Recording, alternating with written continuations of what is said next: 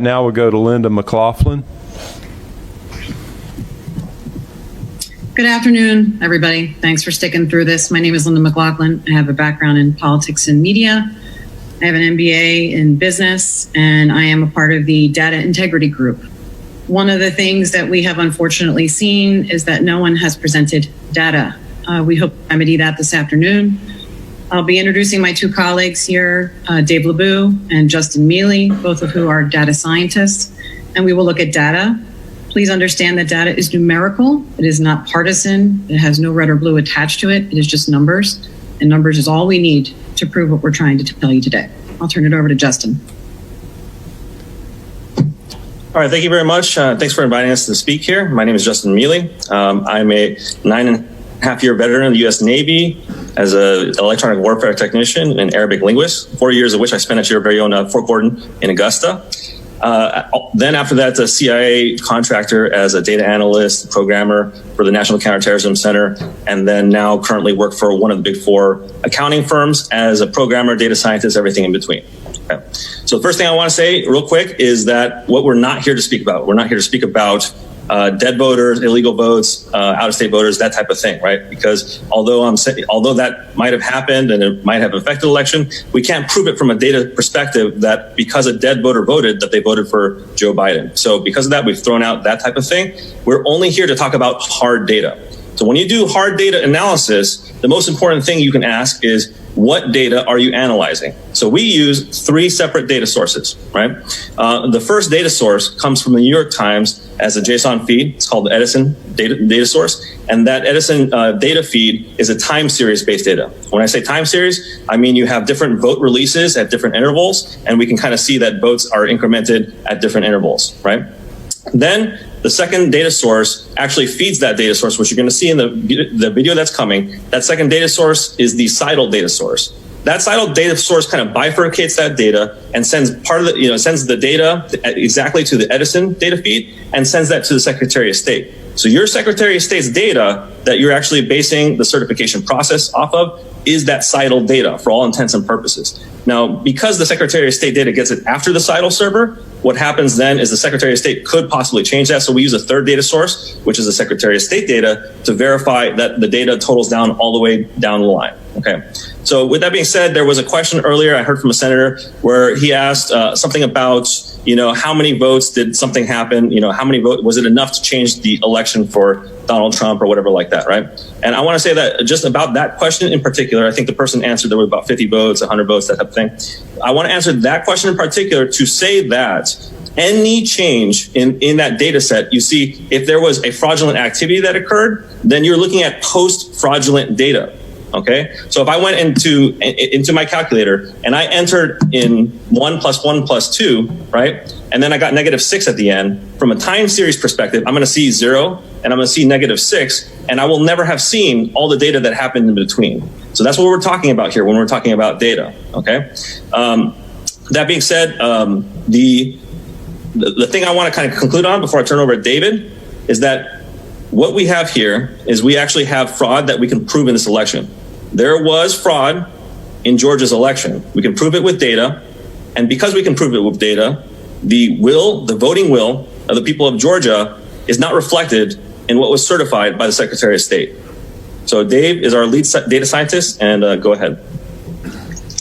Thank you, Justin. And thank you everyone for inviting us here today to speak.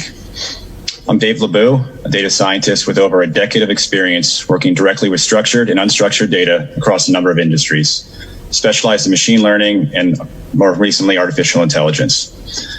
I've worked with a multitude of data structures in the financial services, telecommunications, and in primary research consulting industries.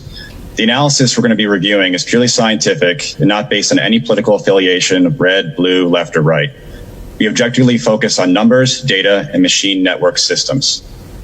Based on our extensive analysis across precinct, county, and state voting results, we've identified over 40 data points where negative voting or outright vote switching across candidates has totaled over 200,000 votes.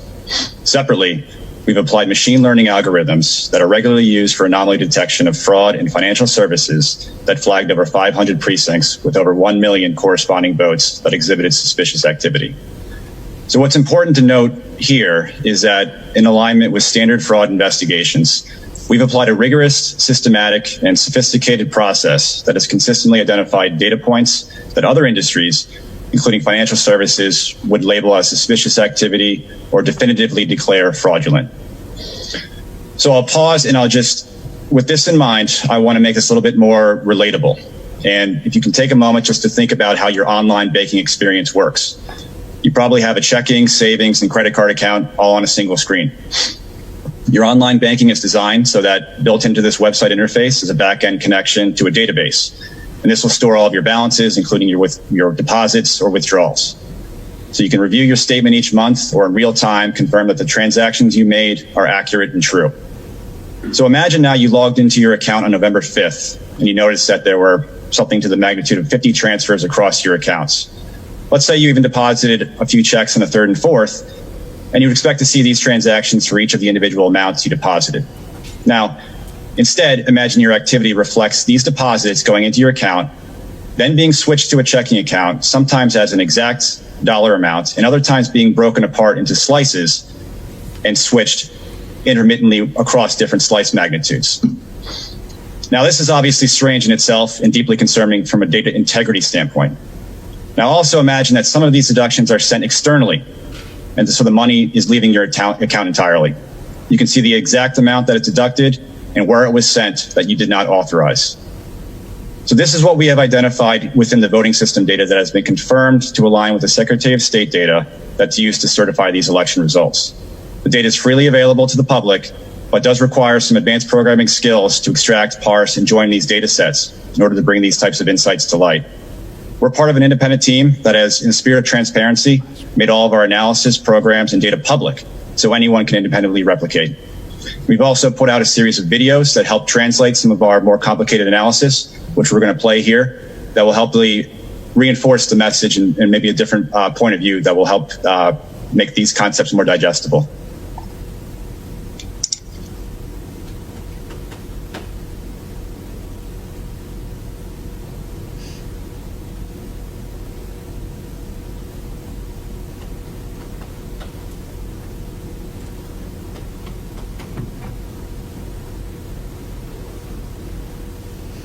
I don't think there's any audio.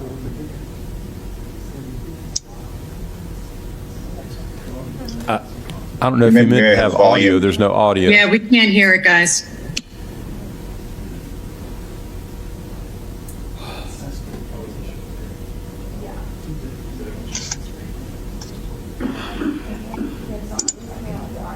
You may be on mute. Oh, there we go. Thanks. Receiving over 90% in a precinct is a marker for fraud. In Fulton County alone, we can see that more than 150 precincts voted 90% or more for Biden. In the statewide race that was decided by less than 13,000 votes, these 150 Fulton precincts alone accounted for 152,000 Biden votes. This is a clear indicator of suspicious or outright fraudulent activity. We've scanned 113,130 as of moments ago. We've adjudicated 106,000 plus of those.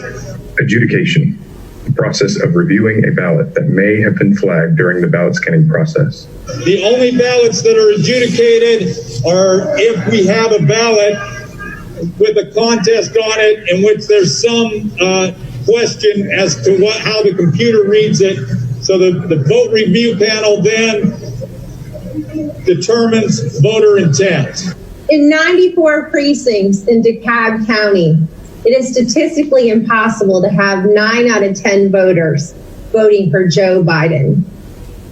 We've just seen a few examples of statistical irregularities and impossibilities. Now, we'll take a closer look at some vote manipulation within the election database, including explicit vote count switching from one candidate to another. We can see in Dodge County, there's a lot of strange activity going on. The left side of the screen shows incremental votes as they were recorded for both election day and absentee. On the right, we can see the total vote counts, which should only be incremental, moving as the county reported in real time. Again, here we're focusing only on Donald Trump's votes. So this wouldn't necessarily be captured at the state totals as they're reported on TV, since one county's deduction in votes can be offset by another county's reporting of equal or greater votes. The first question you're going to want to ask, or already have asked, is why are any bars going negative? And the answer is they shouldn't. Unbeknownst to the general public, votes for Donald Trump were being switched and removed from his total, which often coincided with other precinct updates that simultaneously offset deductions so that they appeared to remain neutral to outside observers. Across the 3 counties of Dodge, Daughtry, and Putnam, Trump has over 30,000 votes that simply disappear. Here, we have clear visibility of an event that occurred at the county level as we compare 2 data sources. In this case, Donald Trump reported 29,391 votes at 9/11 local time in Bibb County, Georgia. Simultaneously, Joe Biden was reported to have 17,218 votes. Minutes later, at the next reported time update from the precinct data sources, Donald Trump was reported to have 17,218 votes, and Biden now has 29,391 votes. A clear and exact switch of vote totals between candidates. Because there is a time lag between each state reported aggregation of county results, this type of switch can go undetected in state reporting, as long as it falls after the latest state refresh and before the next state update. According to the Georgia Secretary of State website, Trump lost by 12,670 votes. As you saw earlier in this video, far more than that were taken from President Trump. In statistics, an anomaly or outlier is an observation or event that deviates so much from other events that it arouses suspicions in its generation. In this, an isolation forced is defined as a specialized learning algorithm for anomaly detection that works to the principle of isolating these outliers and flagging them for potential review. Remember these graphs when you meet your government officials in person. The burden of proof is on the system to prove our elections were fair, and not the people. Okay, so here's how your vote is counted in Georgia using Fulton County's process as an example. So after you check in at a poll pad to vote on election day, you go to an ImageCast precinct terminal. After you cast your vote, a ballot image is saved on the machine. And after all the polls close, the SD cards containing all the ballot images are removed from the terminals and transported by car to, in Fulton County, one of 4 drop-off locations. Then it's transferred by police escort to the 1365 English Street warehouse. Inside of there, it is run through a tabulation software called Democracy Suite, which counts the ballots and exports the totals to a Dominion server that inserts those totals into a SQL Server database. From that point, it's directly transmitted to the CITL Election Night Reporting Server. The Election Night Reporting Server is responsible for transmitting the totals to the Secretary of State for output to their website, and data aggregators like Edison, who then transmit that data to the networks. As you just saw, there's a standard process for transferring votes by memory card from precinct to county vote aggregators. Now, let's focus specifically on this square box detailing the data entry process for county updates. The following options are available to anyone with access to these computers working in the election software: updating vote batches, rejecting vote batches, and even more notable, generating new or temporary batches that can be injected directly into the vote tally. Each of these options can then be validated and published into the system. Again, anyone working in the election software at this point has the power to manipulate large batches of votes. And all of this is before the data is even uploaded to the server. What should have happened during the validation process? Were there 2 observers from both parties present for the transmission of the SD card? Were there 2 observers from both parties present in the car when the votes were taken to the drop-off locations? Is there a public log of these exchanges at the various drop-off points and locations? Why are elected officials not asking these questions about our most sacred right to vote? Okay, so real quick, I just want to jump in there, and if you can go back to that chart, I want to reference 2 things on side there. The diagram. Okay, so in this diagram here, as I was telling you earlier, we use this CITL source, that election night reporting source. We have their data for all of Georgia. As also, we have the data that comes from the New York Times, or the New York Times Edison part on the right side there, right? And for all intents and purposes, that election night reporting is going from there directly to the Secretary of State. Right? This is the same data. It's the exact same data. Now, the thing is that in every single aspect of this chart, from the poll pad, which doesn't really affect the thing, to the ballot marking device, more importantly, these actual ballot marking devices on the precincts, when they are tabulated at the end of the polling period, and the kind of these SD cards are removed, or sort of the compact flash drives are removed, they're transmitted by person to these drop-off points, tabulated, and so on and so forth. This whole process is a machine-to-machine transfer for all intents and purposes, using humans as a medium, but at the same time, you're not having people enter, for instance, into a spreadsheet, these totals. Because you're not having people enter these totals into a spreadsheet, that removes the entire layer and the entire argument for any kind of human entry error, because there is no human being entering anything anywhere in here. You can't show me a place where a human being enters stuff in here. Now, if there were a human being entering something in there, then that would point to a type of fraud, or a fraud aspect of this whole thing. So the point is that our data that's showing these negative drops is coming from a machine-to-machine source. There's no reason that at any point something should be subtracted. And I want to make that very, very clear, that at no point in an incremental process should you decrement. Dave? Are there any questions? No. Sorry. To add to that too, I wanted to highlight just very quickly. I know we're short on time, but we mentioned the RTR software options in the video, and what's important here is that this is built into the software itself, so that when anyone logs into their Windows or Apple machines, you have a certain set of maybe you have parental controls on there for children, but in this particular case, there's no overarching controls, and this type of flexibility of options you see here on that 1 through 4 is available. So there's a situation where new batches can be recreated, you can reject, which is outside of this typical chain of sequence within this network diagram, where votes should go in at the polling locations. Votes should be counted at the absentee counting locations and through SD cards, and only in extreme situations, if there was an adjudication, are those processes should they be altered. And the fact that this exists anywhere within this sort of sequential supply is a vulnerability in the overall system.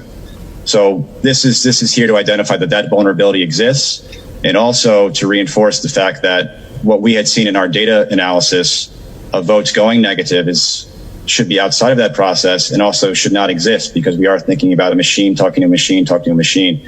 And a machine, unless it's explicitly programmed to decrement, should not decrement, especially in a voting situation. Similar as the way you deposit money into a bank account, you mentioned earlier, votes, no different. You only are adding here.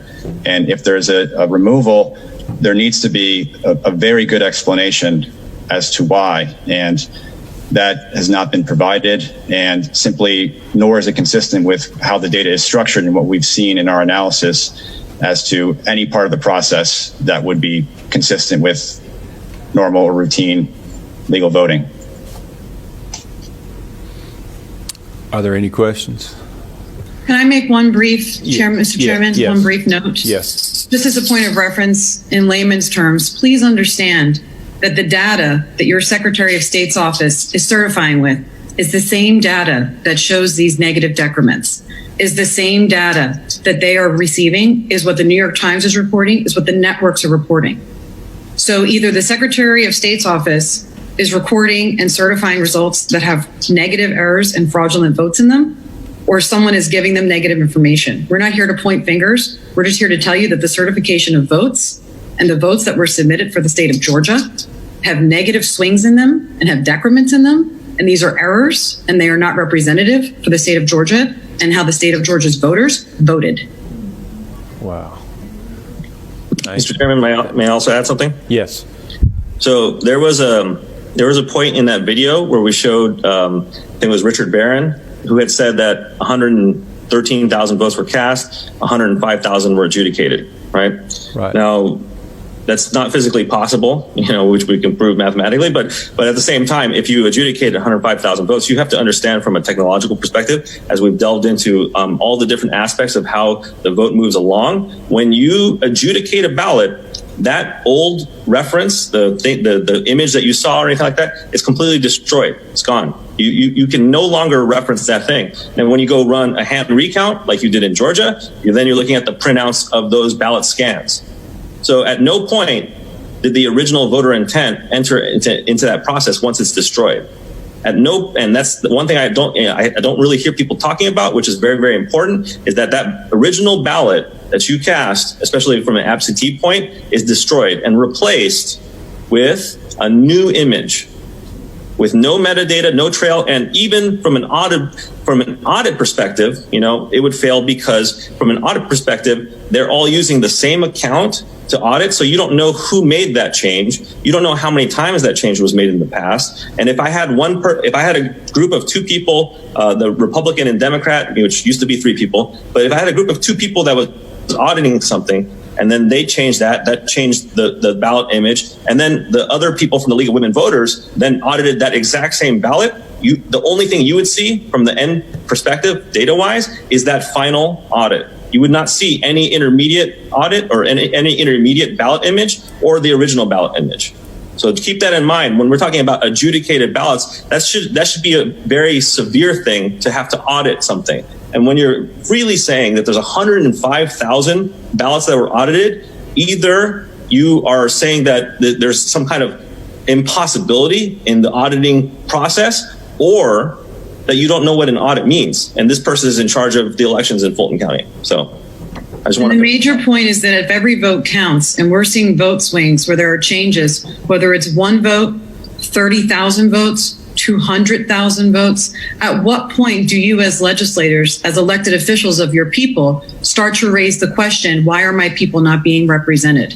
Why are my voters' votes not counting? And I said audit, I actually meant adjudicate, my bad. I meant adjudicate.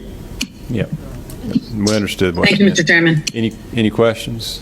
Okay.